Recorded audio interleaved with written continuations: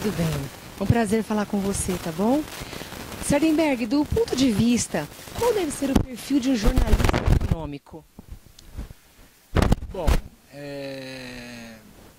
duas habilidades. Tem que saber jornalismo e saber economia, né? Isso é algo que não há discussão. Você tem que conhecer economia. Assim como um jornalista de esportes tem que conhecer esportes. Aliás, eu aproveito para desenvolver mais uma vez a nossa tese sobre como deveria ser a formação de um jornalista, né?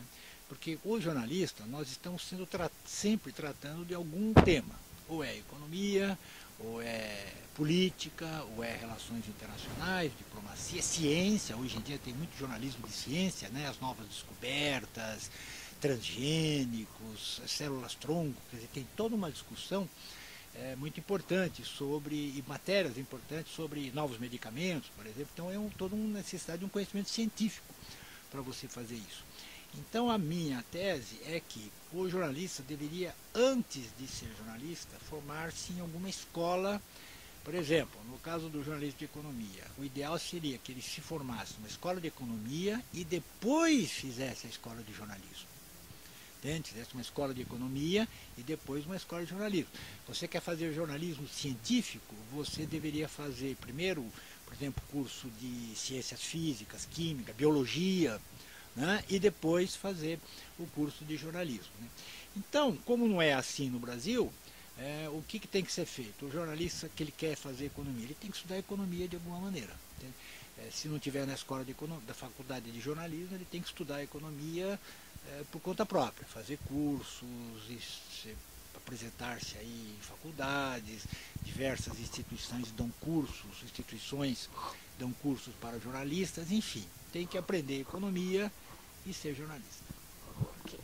Um jornalista econômico, ele busca as informações baseadas em dados técnicos, como o IBGE, ou você assim busca autoridades, falar com alguém mais específico? Hoje, para falar a verdade, obter informação ficou bastante fácil. Eu tenho já mais de 40 anos de profissão, então eu passei por toda essa mudança, a introdução dos meios eletrônicos e tal, e eu posso dizer com segurança que obter a informação hoje é muito fácil. Pela internet, pelos sites, você inclusive obter declarações de autoridades, você pode fazer isso por e-mail, né? Não precisa ir até o gabinete do sujeito para falar como era nos anos atrás, né? Então, obter a informação é muito fácil e você obtém de todos os tipos. A gente tem acesso aos bancos do IBGE, do IPEA, do Banco Central Americano, do Departamento do Comércio dos Estados Unidos, dos ministérios brasileiros. Se você entrar no site do Banco Central do Brasil, tem um monte de informações. Então, na verdade, o nosso problema hoje não é obter a informação. O problema hoje do bom jornalista hoje é selecionar a informação relevante e elaborar a informação. Entende? Você pegar a informação, selecionar, quer dizer, você vai ter um mundo de informações à sua disposição, então você tem que selecionar. Quando eu faço os gráficos, por exemplo, as tabelas no Jornal da Globo e no Jornal das 10. Ontem, por exemplo, a gente tinha 15 tabelas, né? E a gente escolheu 3. Entende? Então, tivemos que escolher 3. Quer dizer, era fácil fazer 15 tabelas. Entende? Tinha ali o debate da Petrobras, da Moody's, a nota do Brasil, dava para fazer 15 tabelas assim, brincando. Entende? A gente tinha que só podia colocar 3. Então, o problema nosso hoje é selecionar a informação e 2, elaborar em cima dela, explicar o que quer dizer e tal. Então, você dizer, por exemplo, a agência de classificação rebaixou a nota da Petrobras. Isso é uma informação, certo? Mas e daí? O que quer dizer isso, né? Para o ouvinte, para o telespectador e tal, tal, tal. Então, selecionar a informação e elaborar essa informação. Para o jornalista econômico, o foco maior é na micro ou na macroeconomia? Nas duas. Isso hoje em dia, nas duas, e até tem jornalistas que se especializam nisso ou naquilo, né? Por exemplo, você tem cobertura de empresas, né?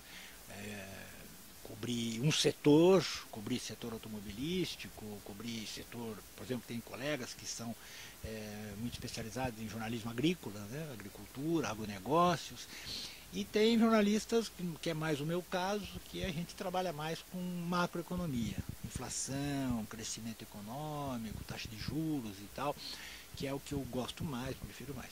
Mas sempre você tem que dar uma viajada para a microeconomia. E como evitar a manipulação de dados divulgados que pode beneficiar empresas ou governos, né? Nós temos um caso como o do Eike Batista. Você acha que ele se enquadra nessa questão? Aí esse caso é um caso desses que ocorrem de tempos em tempos, né? Em que há uma sucessão de equívocos, né? E eu devo dizer que muita gente, ao longo do percurso, né, levantou dúvidas sobre o andamento desses negócios do Eike Batista. Agora, por outro lado, houve assim um entusiasmo, né, com relação aos projetos do Eike Batista, né? Porque se você olha para os projetos, são projetos relevantes, não é uma pirâmide, né, como aquela do Bahnhof lá nos Estados Unidos, né, que era meio do nada, né? Ele pegava dinheiro daqui, dali. Os projetos do Eike Batista, você vê que eram projetos que eram reais, entende? É um porto, uma ferrovia, uma mina, um poço de petróleo, né? Então não era papel, não era vento, entende? Só que foram superdimensionados, entende? Então ele apresentou o projeto assim como se fosse dar tudo certo, né? Como se não tivesse nenhuma possibilidade dele, fosse dar tudo certo, e do ponto de vista mais otimista, né? E o que aconteceu? Aconteceu que atrasou tudo, que não era daquele tamanho, o petróleo não era tanto e tal. Enfim, ele trabalhou, digamos assim, eu não acredito que ele tenha feito isso por roubalheira, né? Eu acho que foi realmente um grande equívoco, um grande erro de planejamento e tal. Porque é como se ele tivesse trabalhado com a hipótese mais otimista possível, né? E aí teve erros enormes, entende? Agora, por que as pessoas acreditaram nisso? Aí foi um pouco o ambiente da época, né?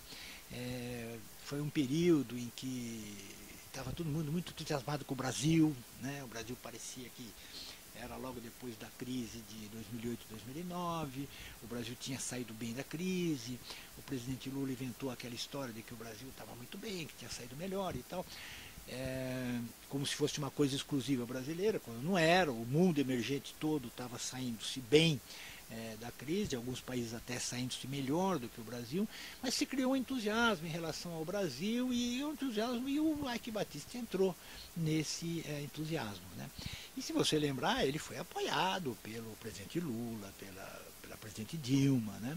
Você imagina um investidor estrangeiro ver lá a presidente Dilma uniformizada com a camisa, o casaco da OGX, da empresa do Eike Batista, lá inaugurando o posto de petróleo. O cara fala, pô, se a presidente está lá, esse troço deve ser bom. Deve ser bom, entende? Então foi um equívoco também do governo, né, de apoiar esse negócio. Então eu acho assim que foi um erro coletivo, mas nós jornalistas poderíamos ter feito mais advertências. Você acredita que o brasileiro vem desenvolvendo uma consciência econômica? Acredito sim, com certeza. Isso a gente percebe claramente. Você percebe de todos os lados isso. Por exemplo, investimentos, poupança, tomada de crédito, tal. Quer dizer, o Brasil passou por uma mudança importante nos últimos anos, e uma das mudanças mais importantes, principais, foi a volta do crédito, né? A volta do crédito. No começo as pessoas se atrapalharam um pouco, mas hoje eu diria que as pessoas estão aprendendo a tomar crédito, a fazer planejamento financeiro e tal. A gente tem um programa aqui na CBN que é O Assunto é Dinheiro, né, com a Mara Luque, e que a gente trata desses assuntos de planejamento financeiro e tal. E a demanda é muito grande, as pessoas perguntam, se interessam e tal, e a gente percebeu ao longo dos anos que as perguntas foram melhorando, entende? Então, por exemplo, Vou dar um exemplo concreto. A gente falava assim antes, aplique seu dinheiro no Tesouro Direto, né? Que são títulos do governo, títulos do Tesouro. Né? E as pessoas falavam, o que é Tesouro Direto?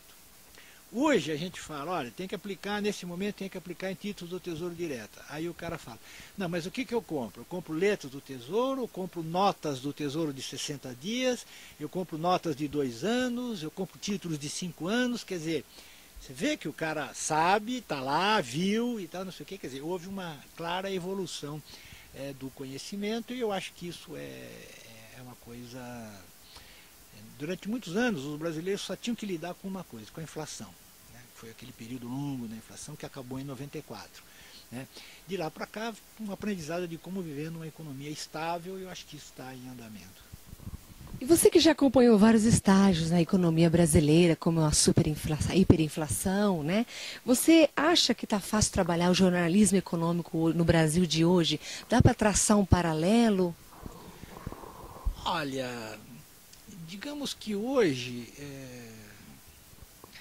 a diferença é que o Brasil, digamos, até 94, até antes do Plano Real, e dos anos 70 até os anos 90, a gente viveu em crise permanente. Então quantos planos econômicos nós tivemos? Uns 5 ou 6, nós tivemos 5 ou 6 moedas. Entende? O Brasil deu 2 calotes na dívida internacional, fez 2 moratórias na dívida internacional, rompeu com os bancos umas 3 vezes, teve crise nas contas externas, umas 4 ou 5 crises de balanço de pagamentos e tal.